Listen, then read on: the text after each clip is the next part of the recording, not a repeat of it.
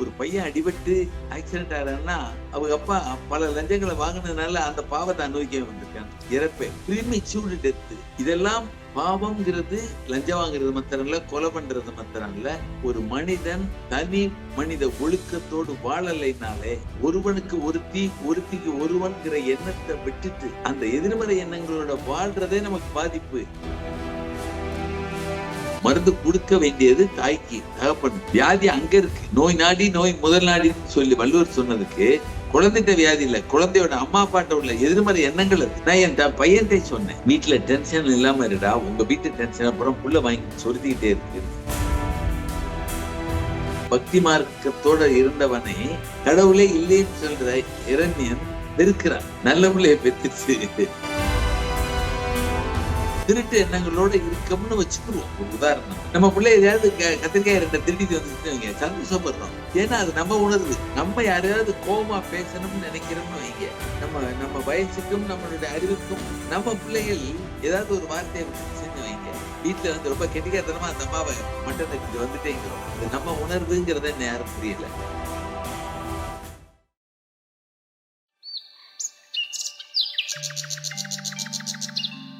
நேயர்கள் அனைவருக்கும் இனிய காலை வணக்கம். நம்ம இந்த மருத்துவத்துறை அப்படின்னு கேள்விப்பட்டிருக்கோம். மருத்துவத்துறைனா எல்லாருக்கும் ஒரு பயமே இருக்கும். இந்த மருத்துவத்துல, அதுவும் இந்திய மருத்துவத்துல பலவிதமான மருத்துவ முறைகள் இருந்தது அந்த காலத்துல. இப்ப நமக்கு தெரிஞ்சது சில மருத்துவ முறைகளா தான் இருக்கு. இப்ப வார வாரம் நம்ம நாகலிங்க ஐயா சார் பல அரிய கருத்துக்களை அழகா சொல்லிடுறாரு. சில விஷயம் நமக்கு தெரிஞ்சிருக்கும், ஆனா அதனோட புரிதல் வேற மாதிரி இருந்தது. சில விஷயம் நமக்கு புரியாத விஷயங்களை எவ்வளவு அழகா அது மருத்துவத்துறையோட சம்பந்தப்படுத்த முடியும் அப்படின்னு அந்த இயற்கை மருத்துவம் சார்ந்த முறைய மிக விரிவாகவும் அழகாவும் தெளிவாகவும் நமக்கு சொல்லிட்டு வந்துட்டு இருக்காரு. இன்னைக்கு அந்த மாதிரி முறையில இன்னும் பல கருத்துக்களை அவர்கிட்ட இருந்து கேட்கறதுக்கு நம்ம தயாரா இருக்கோம். இந்த தளத்துக்கு உங்களை வரவேற்கிறேன் ஐயா. வணக்கம். வணக்கம் சார். எல்லாருக்கும் இந்த மருத்துவம்னாலே ஒரு பயம் வந்துடுது. ஆரோக்கியமா வச்சுக்கணும் உடம்ப, நம்ம மருத்துவத்துக்குன்னு போயிடக்கூடாது, அந்த முன் மருத்துவம்ன்றது ரொம்ப முக்கியம் அப்படின்ற எண்ணம் இப்ப நிறைய பேருக்கு வர ஆரம்பிச்சிருச்சு. அதுலயும் முக்கியமா சார், இப்ப பெரியவங்களுக்கு முன்னாடி எல்லாம் வயசானவங்களுக்கு தான் வியாதி வரும் அப்படிங்கிற ஒரு நிலை மாறி சிறு குழந்தைகளுக்கு சின்ன வயசுலயே சுகரும் பிரஷரும் வர்றது, இல்ல சின்ன வயசுலயே ஒரு உடல் பருமன் வர்றது, இதெல்லாம் காரணம் என்ன? அது போல காலங்கள் மாறினாலும் அந்த குழந்தைகளுக்கு பலவிதமான தொல்லைகள் வருது அந்த கால பருவநிலை மாறும் பொழுது. முன்னாடி இப்படி இருந்ததா? இப்ப அந்த மாதிரி வர்றதுக்கு என்ன காரணம்? அதுக்கு என்ன சார் தீர்வு இருக்க முடியும்? நல்ல ஆரம்பமா இருக்கு. முன்னாடி இவ்வளவு வியாதி இல்லை, இப்ப இந்த மாதிரி இருக்குங்கிறதுக்கு ஒரு மனிதனுடைய இதயம் இருக்கு இல்லையா, அந்த இதயம் 16 வயது வரைக்கும் அந்த இதயத்தில் எண்ணங்கள் இயக்கப்படுவது அதோட தாய் தந்தைட்டு இருந்தது. அதனால வேதத்துல என்ன எழுதி வச்சிருக்காங்கன்னா, 16 வயது வரைக்கும் ஒரு குழந்தையுடைய அத்தனை வியாதிக்கும், அது ரோட்ல அடிபட்டாலோ, ஒரு மாடு முட்டினாலோ, ஒரு ஸ்கூட்டர்காரன் இடிச்சு தள்ளினாலோ, அல்லது ஒரு கடத்தப்பட்டாலோ, அல்லது ஸ்கூல்ல போகையில அது காணாம போனாலோ, இத்தனைக்கும் அந்த குழந்தை குற்றவாளி அல்ல. அந்த குழந்தையின் பெற்றவர்கள் எதிர்மறை எண்ணங்களோட வாழும் பொழுது அந்த எதிர்மறை எண்ணம் அதுக்கு இந்த பாதிப்பை கொண்டு வருது. அதனால 16 வயது வரைக்கும் ஒரு குழந்தையோட வாழ்க்கையில ஏற்படுற எல்லா பாதிப்புக்கும் தாய் தகப்பன் மாத்திரம்தான் ரொம்ப முக்கியம். அவங்களுடைய கெட்ட எண்ணம் மாத்திரம்தான் ரொம்ப முக்கியம். அதுல முக்கியமா தாயுடைய உணர்வுகள் முக்கியம். இதை இன்னும் சமுதாயம் ஏத்துக்கிறாத வரைக்கும் அந்த குழந்தைகள் வியாதியோட வாழ்றதை யாரும் அவாய்ட் பண்ண முடியாது. குழந்தையும் தெய்வமும் ஒன்று என்று சொல்லப்பட்ட உண்மை என்ன என்றால், தெய்வம் நம்மளுடைய பாவங்களை வாங்கிக்கிற மாதிரியே நம்முடைய எதிர்மறை எண்ணங்களை நமது குழந்தைகள் வாங்கி வாங்கி வாங்கி வாங்கி அதுக்கு வியாதியாவது வாழ்ந்துகிட்டே இருக்கு. அதனாலதான் குழந்தையும் தெய்வமும் ஒன்றுங்கிற ஒரு பழமொழியை நம்ம சொல்லியிருக்கோம். அப்ப நாம் செய்த பாவங்களை குழந்தை வாங்காம இருக்கணும்னா நம்ம பாவம் செய்யாம இருக்கு. பாவம்ங்கிறது ஒருத்தனை கொலை பண்றதோ ஒருத்தனை அடிக்கிறதோ இல்லை, எதிர்மறை எண்ணங்களே மிகப்பெரிய பாவம். கோபம், கவலை, பொறாமை, சகிப்புத்தன்மை இல்லாத எண்ணங்களோட நம்ம வாழ வாழ வாழ நம்மளுடைய பிராண நஷ்டம். அந்த பிராண நஷ்டத்தை நம்ம குழந்தைகள் மேக்கப் பண்ணி அதுகளும் தனக்கு பிராண நல்லா யோசிச்சு பாருங்க. அந்த குழந்தைக்கு கோபம் கிடையாது, கவலை கிடையாது, பேச தெரியாத வயசுல கூட வியாதியோட ஏன் வாழுதுன்னா இந்த அம்மாவுடைய உணர்வுகளோட தன்னை பிராணாவை விரைய பண்ணிக்கிட்டே இருக்குது. அதனால இன்னைக்கு ஒரு காலத்துல ஒரு ஒரு ஒரு 50-80 வருஷங்களுக்கு முன்னாடி எல்லாம் பாத்தீங்கன்னா எல்லா குடும்பங்கள்லயும் அந்த வாழ்வியல் இயல்பா இருந்துச்சு. கல்யாணம் பண்ணோம், போனோம், புருஷன் வீட்டுக்கு போனோம், 6 மாசத்துக்கு ஒருக்கா அம்மா வீட்டுக்கு வந்தோம், இதான் நம்ம வாழ்க்கைன்னு ஏத்துக்கிட்டோம். இப்ப எங்க நான் பணக்கார வீட்டுல பிறந்துட்டேன், இல்லாத வீட்டுக்கு போய் சொல்றேன், நான் சாப்பிட்டா மாப்பிள்ளைய கட்டி கோடீஸ்வரன் வாழ்வேன்னு கனவுலக வாழ்க்கையிலே வாழ்ந்துகிட்டு இருக்கோம். நிஜத்தில் யாரும் வாழவில்லை. அந்த நிஜ வாழ்க்கையை வாழாத வரைக்கும் நம்மளுடைய எதிர்மறையான எண்ணங்கள் நம்ம பிராணாவை நஷ்டப்படுத்த அந்த நஷ்டத்தை நாம் வாழ்ந்தா தான் பிள்ளைகள் வாழ முடியுங்கிறதுக்காக அதுகள் அதை காம்பன்சேட் பண்ணி அந்த வியாதியை வாங்கிட்டே உட்காந்து. அந்த வள்ளுவர் குரல்ல அந்த தாய் தகப்பனுடைய பாவத்தை அது வாங்குதுங்கிறதுக்காகத்தான், அந்த பாவத்தை வாங்கினதுக்காக நன்றி கடன் அப்பா அம்மா படுறாங்கிறதுக்காகத்தான் ஒரு குரல் எழுதியிருக்காரு பாருங்க, ஆழமான கருத்தோட. தந்தை மகற்காற்றும் நன்றின்னு எழுதியிருக்காரு. தந்தை அப்பா பையனுக்கு செய்ய வேண்டிய நன்றி கடன், உதவின்னு எழுதல. தந்தை மகற்காற்றும் நன்றி அவையத்துள் முன்னிற்க செய்தல். அது என்ன நன்றி கடன் அப்படின்னு பார்த்தா, நீ பிறக்கையிலே பாவத்தை பாதியை வாங்கிட்டு போயிட்ட, அந்த பாவத்தை நீ இனிமே சுமக்க போற, அதுக்காக என்னுடைய பாதி பாவத்தை வாங்கிக்கிட்டதுனால நான் நன்றி கடன் பட்டு உன்னை படிக்க வைக்கிறேங்கிற அர்த்தம் அந்த குரலுக்கு இருக்கு. அப்ப நான் ஏன் பாவம் செய்யணும், அந்த பாவத்தை பிள்ளை சுமக்க விடணும். நான் நல்ல எண்ணங்களோட வாழ்ந்துட்டா. நான் இப்ப நிறைய பேருடைய வாழ்க்கையில பாக்குறேன், போன ஒரு 50-100 வருடங்களுக்கு முன்னாடியே செஞ்ச பாவம் அடுத்த பிறவில போய் அனுபவிச்சோம். இப்ப நம்ம செய்யறதை அடுத்த பிறவியில கொண்டு வந்தா இந்த பாவத்தின் சுமை பல மடங்கு ஆயிரும், தாங்க முடியாதுன்னு இந்த பிறவிலே அனுபவிக்க நிறைய இப்ப நான் நிறைய ஒரு பேர்களை சொல்லக்கூடாது. ஒரு பையன் அடிபட்டு ஆக்சிடென்ட் ஆகிறான்னா அவங்க அப்பா பல லஞ்சங்களை வாங்கினதுனால அந்த பாவத்தை அனுபவிக்க வந்திருக்காங்க. இறப்பே ப்ரீமெச்சூர் டெத்து. இதெல்லாம் பாவம்ங்கிறது லஞ்சம் வாங்குறது மாத்திரம் இல்ல, கொலை பண்றது மாத்திரம் இல்ல. ஒரு மனிதன் தனி மனித ஒழுக்கத்தோடு வாழலைனாலே, ஒருவனுக்கு ஒருத்தி ஒருத்திக்கு ஒருவன்கிற எண்ணத்தை விட்டுட்டு அந்த எதிர்மறை எண்ணங்களோட வாழ்றதே நமக்கு பாதிப்பு. நான் ஒரு 2வது கல்யாணம் பண்ணணும் அப்படிங்கிற அவசியம் பாவம் இல்ல. இன்னொரு பெண்ணை மனைவிக்கு தெரியாம கல்யாணம் பண்ணிக்கலாம்னு நினைச்சாலே பாவம். நினைப்பே நம்ம மாமியா என்ன உயிரோட இருக்காளே, இவெல்லாம் போய் சேர்ந்தா என்ன நினைச்சாலே அந்த பாவத்தை நம்ம சுமக்கிறோம். நம்ம லைஃப்ல 10 வருஷத்துல குறைச்சிட்டு வாழணும். அதனால அவ்வளவு எதிர்மறை எண்ணங்களும் குழந்தையியல்னு போக வேண்டாம்.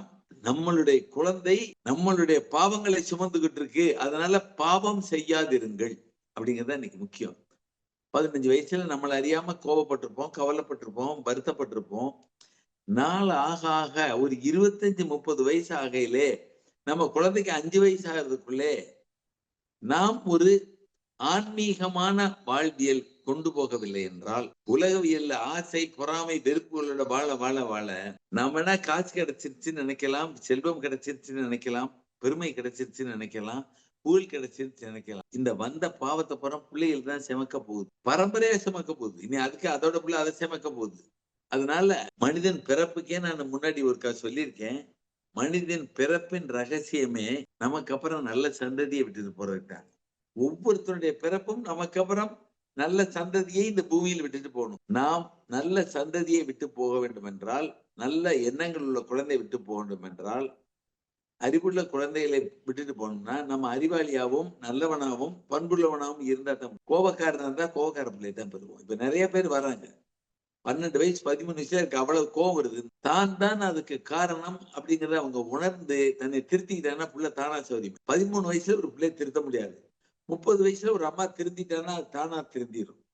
அதனால குரான்ல சொல்லப்பட்ட மிகப்பெரிய முக்கியமான வசனம், மனிதன் தனது குறைகளை குழந்தையிடம் காண்கிறான். அந்த எண்ணம் மாத்திரம் தான் வியாதியே. அதனால இன்றைக்கு குழந்தையுடைய வாழ்வியல், நான் இன்னொரு உதாரணம், எனக்கு பழக்கமான ஒரு மருத்துவர், அவரும் கோடி கோடியா சம்பாதிக்கணும், அப்படி அப்படின்னா கோடி கோடியா சம்பாதிக்கணும், அப்படி செய்யணும், இப்படி செய்யணும் அப்படின்னு ஆர்வம். அந்த அம்மா வீடு வாங்கணும், பங்களா வாங்கணும், இதே டென்ஷன்ல வாழுது. அது ஒண்ணு கெடுதல் நினைக்கல, தான் பிராணாபுரம் வீடு அதுங்கிற நினைப்புல விரைய பண்ணிட்டே இருக்கு. அதுகளுடைய குழந்தைக்கு கை இருக்குல்ல, கையோட இந்த இடம் இருக்குல்ல, இந்த இடம் பூரா புண்ணா இருக்கு, பயங்கரமா புண்ணா இருக்கு. சோ அந்த குழந்தை சின்ன பிள்ளை 4 வயசு 5 வயசு, உங்க வீட்டுல உள்ள டென்ஷன் உங்க வீடு கோயிலா இல்லாதனால அந்த கோயில்ல உள்ள குட்டி சவரில் உள்ள வியாதி பூரா அது வாங்கிட்டு இருக்கு. டென்ஷன் இல்லாம வாழ பாருங்கன்னு அட்வைஸ். உண்மையா அதுதான். இந்த குழந்தைக்கு மருந்து கொடுன்னு கேக்குறாங்க. மருந்து கொடுக்க வேண்டியது தாய்க்கு, தகப்பனுக்கு. வியாதி அங்க இருக்கு. நோய் நாடி நோய் முதல் நாடின்னு சொல்லி வள்ளுவர் சொன்னதுக்கு குழந்தைகிட்ட வியாதி இல்ல, குழந்தையோட அம்மா அப்பாட்ட உள்ள எதிர்மறை எண்ணங்கள் அது. நான் என் பையன்கிட்ட சொன்னேன், வீட்டுல டென்ஷன் இல்லாம இருடா, உங்க வீட்டு டென்ஷன் அப்புறம் புள்ள வாங்கிட்டு சொருத்திக்கிட்டே இருக்குன்னு. அவன் நம்பல. அவன் ஒரு ஹோமியோ டாக்டர் போனவொடனே என்ன டென்ஷனோட இருக்கேன்னு கேட்டேன். சோ இந்த பாவத்துக்கு படைப்பாளி தான் காரணமே ஒழிய, படைப்பாளி அந்த குழந்தைக்கு அப்பா அம்மா தான். படைப்பு இல்லை, குழந்தை இல்லை. அந்த மனநிலையை மாத்திக்கங்க.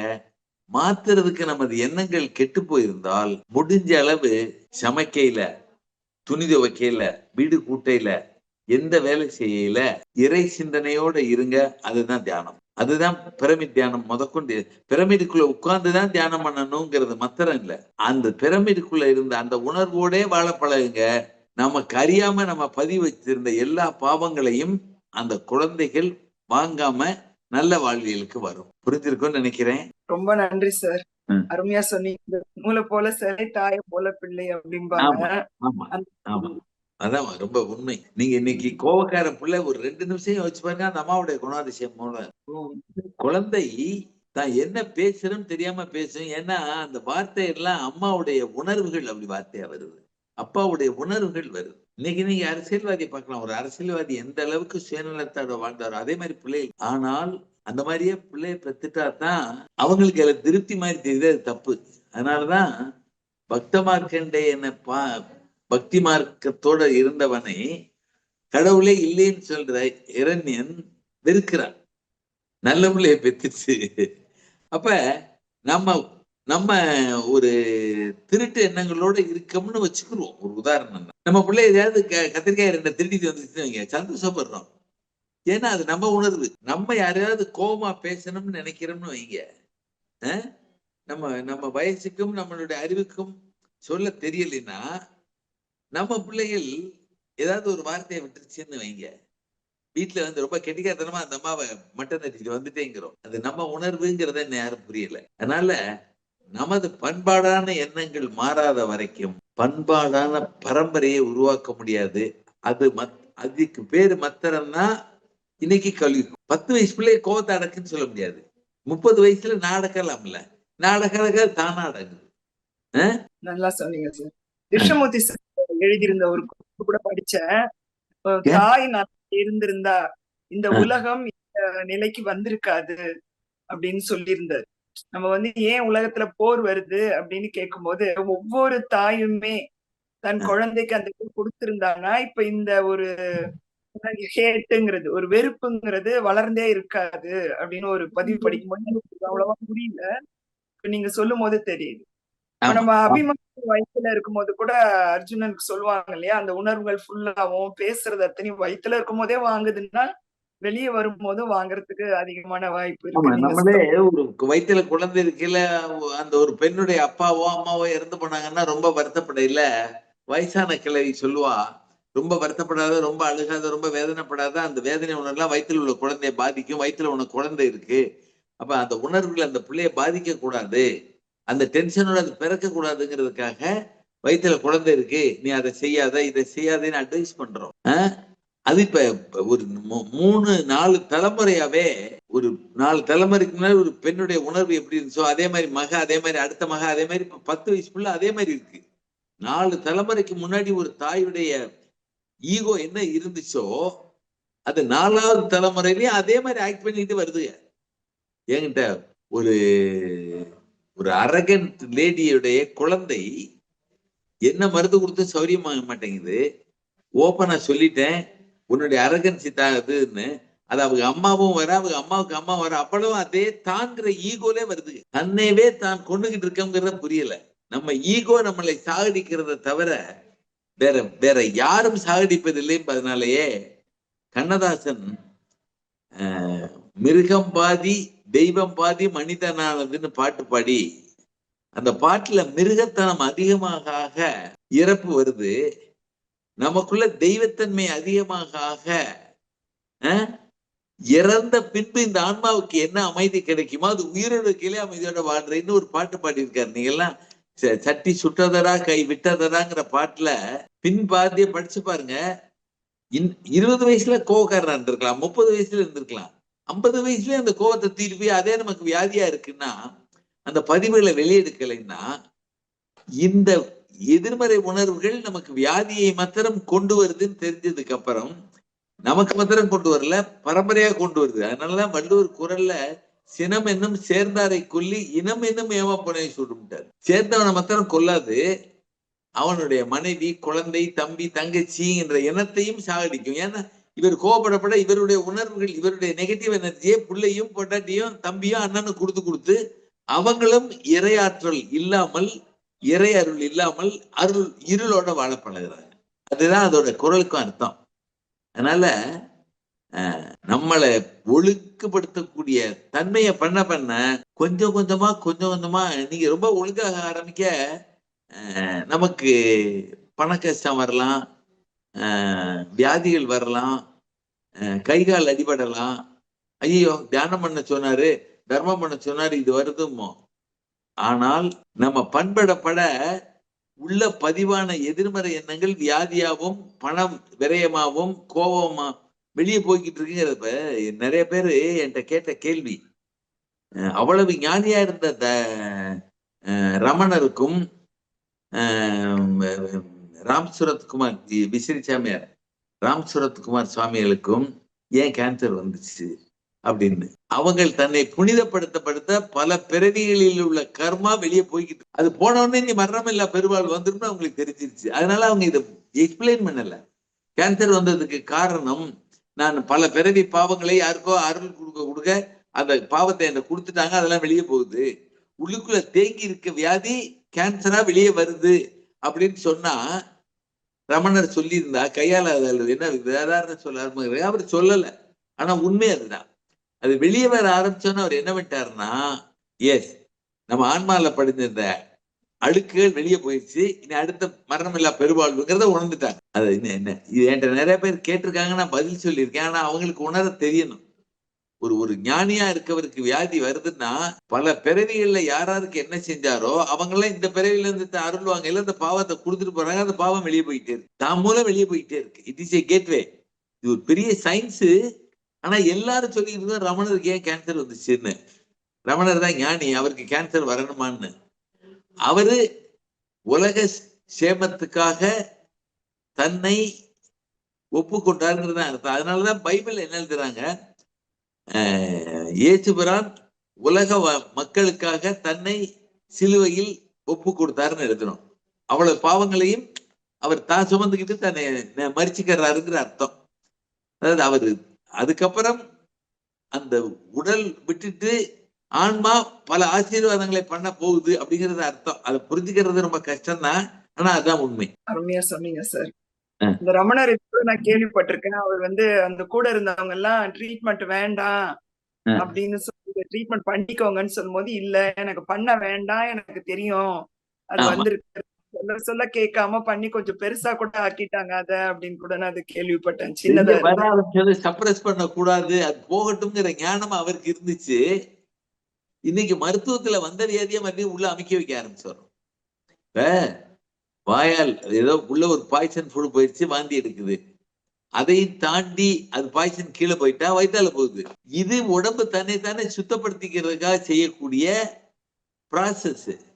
நீங்க இங்கிலீஷ் மருந்தை போட்டு வாந்தியை நிறுத்தி வயிற்றால போறதை நிறுத்தினா you are suppressing your poison in your body. அந்த மாதிரி தான் ரமணர் வெளியே வர போறத மருந்தை போட்டு அமுக்க வேணாம், அது வெளியே போகட்டும், போகணும்.